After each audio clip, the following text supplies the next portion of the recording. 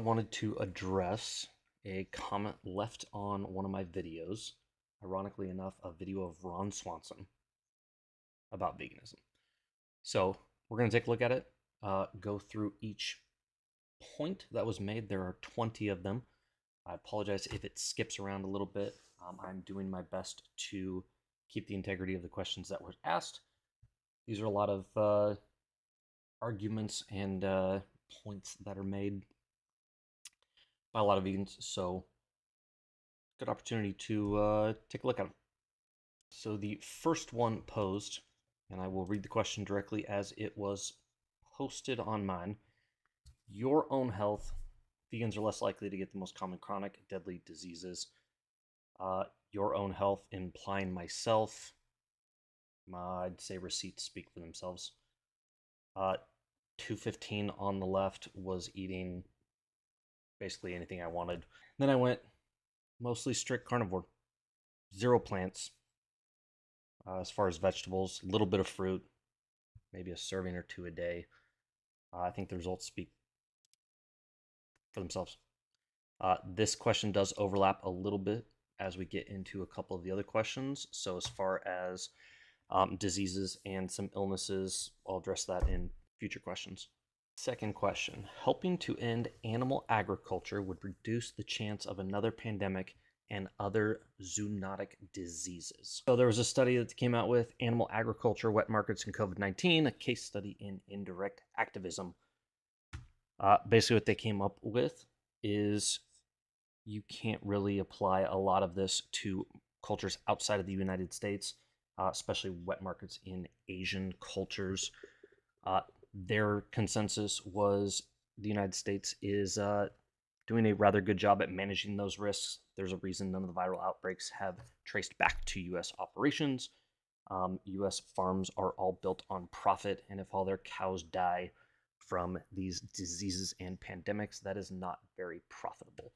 So if you want to take a look at worldwide animal agriculture and all of that, as far as rules and regulations and how governments control that, sure. From a United States standpoint, it's not really applicable. Question 3, helping to end animal ag would reduce the chance of an antibiotic-resistant pathogen. That's a big one to dig into. That's an issue across all of medicine, humans included. So until you want to address the use of antibiotics with humans, it is not really worth it to go after animals, because human antibiotic, and there's plenty of studies on this, human antibiotic is out of control. And if you're going to take a look at developing resistant pathogens, that would be your first step. So if you want to tackle the worldwide antibiotic market, by all means. As far as getting rid of animal agriculture to combat that, pretty low on the totem pole. Number 4, animal ag wastes a huge amount of fresh water. Each vegan saves 219,000 gallons of water every year. So first of all, this is a PETA statistic. The statistics of 30 drinkable water is used for animal agriculture. That is not just animals. They are going to include the crops that you feed to animals, which don't just disappear if you stop having animals. If animal goes down, what we use animals for food goes down, then obviously other agriculture is going to have to go up for us to eat. As far as the PETA statistic, they literally just made this up. This is off their website. It doesn't cite anything. They say a single cow used for milk can drink up to 50 gallons of water a day, or twice that amount in hot weather. So according to PETA, a dairy cow can drink up to 100 gallons of water a day. North Dakota State University disagrees. A 1,200-pound dairy heifer in 80-degree weather, 14.5 gallons of water a day. So there's nothing else to talk about with the PETA statistic. If you do ignore the PETA statistic and dive further into it, they released a study of the water footprint of animals. What you can see here is 60% of water, fresh water in the United States, is used for crops. They then equate that to the majority of crops being used to feed animals. Again, if you get rid of animals, crops for human consumption is going to have to go up, and it's not just going to magically save all that water. PETA is trying to loop it back around to drinkable water. Saving water in the United States is not going to help somebody being able to drink water in another country. You can also go one step further. In a similar article, they very clearly come out and say there are plenty of uncertainties as far as the quantification of that water footprint, and due to a lack of data, you have to make a bunch of assumptions. Number 5, animal ag is a major cause of water pollution. This goes right back into the drinkable water. Again, you're clumping animal ag not in just animals, but also in the crops used in order to feed the animals. If you don't have animals, you're going to still have to grow crops in order to feed people. People just aren't going to stop growing soy because there's less animals. They will repurpose it into edible for humans. You can see on your definition of agriculture pollution right here, 92.7 million acres of corn, mainly used for livestock and ethanol production. Just removing animals is not going to take care of this. Still part of the pesticides that you're spraying your crops with, still using manure to fertilize your fields. All of this is going to play a factor in. It's not as simple as just removing animals and now all of a sudden agriculture pollution is gone. Number 6, animal ag is a major cause of deforestation. This article says 80% of global deforestation are of agriculture production, which is also leading cause of habitat destruction. There's another question on this later down. Again, they're equating all of this to livestock and animal feed as the significant driver. Part of the problem with this is only 1/3 of agricultural land is arable, meaning you can suitable for farming fruits and vegetables. That means 2/3 of what farmland is using for animals is not conducive to growing plant-based food. Do with it what you will. Again, removing animals is not going to remove crops, which is not going to stop deforestation. It is not as simple as just switching to a vegan diet. Ag increases PTSD and spousal abuse in the people who work in slaughterhouses. Workers in meat packing facilities often endure terrible, dangerous working conditions. Right off the bat, this is workplace guidelines, OSHA stuff. I'm not really sure what it has to do with specifically working in slaughterhouses or animals, meat products. The one study I found is based out of South Korea. So again, if you want to go talk about the working conditions in South Korea, by all means. Kind of ironic, they talk about culling livestock here, and in response to climate change, Ireland has proposed to the tune of $640 million, culling 200,000 cows to help fight climate.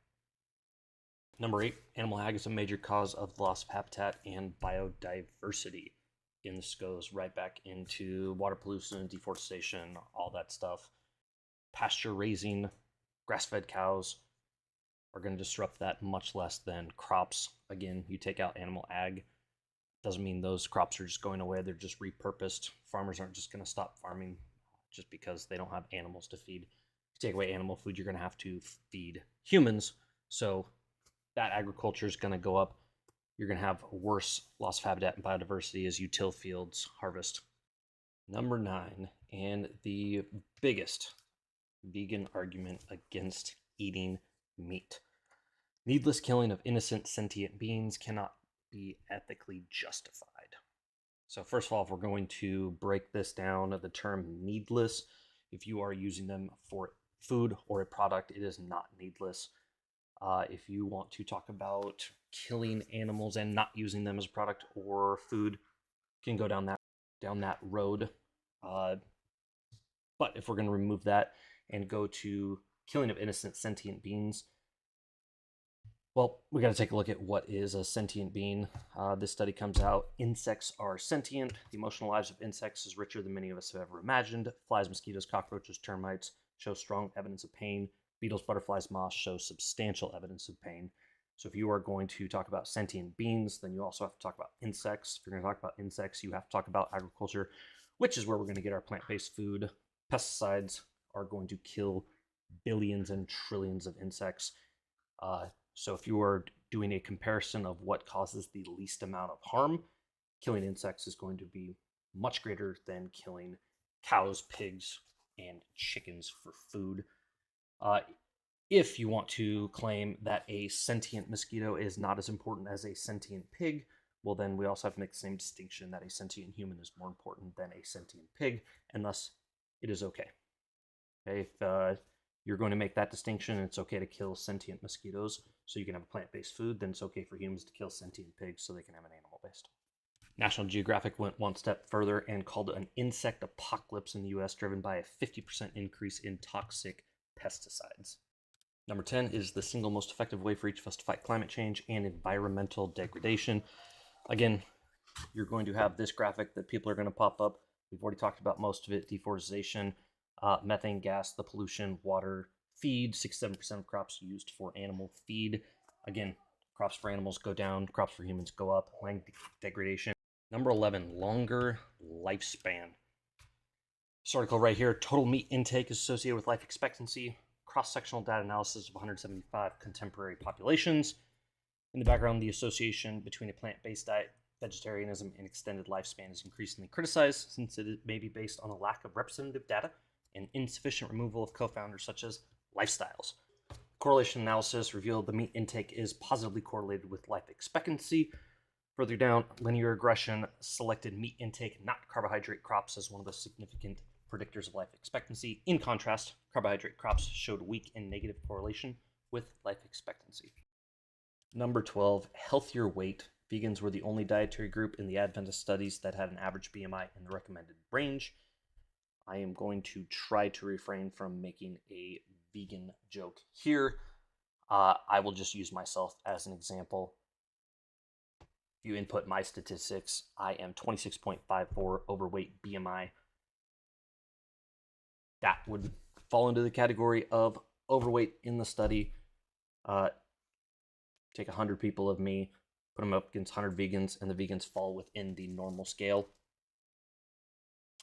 Don't know that we're going to find that they are healthier because they fall into the BMI. Number 13, a healthy plant-based diet significantly reduces the chance of ED later in life, and even one meal can improve bedroom performance. So this study, probably the one referring to, consumption of healthy plant-based diet is associated with a decreased risk of erectile dysfunction. Cross-sectional study. The big distinction here is they put it into two parts. One is a plant-based diet, and one is a healthy plant-based diet. The healthy plant-based diet showed a positive association with potential decrease in erectile dysfunction, while the plant-based diet did not. The key word here is comparing a vegan diet against a standard American diet. I'll use standard American because that's the easy one to go off of.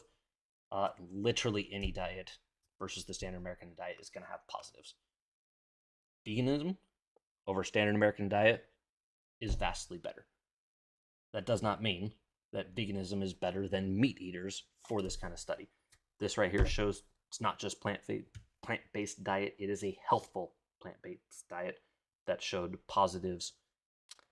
Number 14, vegetarians and vegans have lower rates of dementia later in life. This study came out: effective vegan diet on Alzheimer's disease. Within the study, a vegan diet is restrictive and has fewer food options, increasing the risk of various nutrient deficiencies. Within it, veganism was associated with low intake of vitamins B2, B3, B12, and D, iodine, calcium, selenium, and zinc. Further in that study, they went on to show that the Alzheimer's pathology is strongly associated with diabetes, obesity, insulin resistance, or cardiovascular disease. Nutritional interventions may help reduce it. Again, it's not veganism, it's not plant-based diet. It's getting away from our standard American diet. The possible advantages were exactly that, but they were also found through observational studies. It makes, as they state down here, difficult to draw definitive conclusions about whether the benefits are directly attributable to the vegan diet. And then it goes on to talk about more about micronutrients that vegans are often deficient in. Number 15, a plant-based diet could save money. You could reduce your food budget by 1/3. go get ground beef for $3 a pound. That's 1,500 calories of everything that I need. You start finding 1,500 calories of plant-based food that provides all the nutrients that I need for $2. Cool, maybe we can talk. But just being plant-based versus meat, it's not saving you. Number 16, a full plant-based diet improves the immune system, according to a study published in the journal BMJ Nutrition Prevention and Health. Again, standard American diet versus vegan, literally anything getting away from processed food is going to be helpful. The same BMJ Nutrition Prevention and Health also posted this article, suggested move to plant-based diets risk worsening brain health nutrient deficiency. Number 17, a fully plant-based food system would greatly reduce foodborne illnesses like salmonella. Things like talk about salmonella like it's this huge deal. The CDC statistics on salmonella: 26,000 hospitalizations, 420 deaths in the United States every year. Also a CDC statistic, falling out of bed kills 450 people annually with 1.8 million emergency room visits. I'm not going to stop eating animal products for something that kills fewer people than falling out of my bed. Number 18, a fully plant-based food system would be able to feed millions more people. Our population is growing. I am not really sure what this is in reference to, how you're going to feed more people with plants versus animal. This article says that in order to be a completely vegan diet, each person would need 0.5 acres. Meanwhile, a 250-pound hog that would yield 144 pounds of retail cuts needs 8 square feet. I don't know what to tell you. I don't know if there's a study that I didn't find, but if I do the math on that, half an acre to feed one vegan is 21,000 square feet. Meanwhile, one hog is 8 square feet. Even if I ate 6 hogs, that's 50 square feet. Number 19, a fully plant-based food system would save 13,000 lives a year from air pollution caused by animal agriculture. This one is a little misleading. This is where the article shows up. It links a study that was done indicating that this is from animal agriculture. The study is based on agriculture in general, and their analysis of it showed that 57% of deaths are from crops, while 43% are from livestock. Again, this is saying crops are responsible for more of those 13,000 deaths than animals. Just because you get rid of crops to feed animals does not mean you're getting rid of crops to feed people. And number 20, a vegan world would save 8 million human lives a year and 1 trillion in healthcare related costs. This is the Oxford study. This article, first of all, it's by 2050. So by 2050, they could save 8.1 million human deaths and 1 trillion in healthcare costs. The way we're going, $1 trillion in healthcare is going to be about $400 by 2050. But if you go further into it, this is not about a vegan diet. Here is the Oxford article here. If you go further into it, simply adhering to global dietary guidelines, which are responsible for 70% obesity in the United States, by the way, would save 5.1 million. Going vegan would save an additional 3 million. That's where you get the 8.1. So this is not veganism's going to save this versus red meat. They're trying to get you to find dietary guidelines which are responsible for our health crisis in the first place. And there it is. Hopefully I addressed all 20 of your arguments for veganism. If there's something I missed, let me know in the comments. I'm more than happy to discuss it. The big one for me is just getting rid of animal agriculture is not going to change the issues of agriculture in general. If you want to talk about better agricultural practices, absolutely. But as soon as you start removing animals as a food source, agriculture is going to go up in order to feed humans. Agriculture is the majority of the issues that were listed in here, not animals in and of themselves. So by all means, let me know what you guys think. If there's anything else you would like me to address, go through, by all means. Thanks for watching.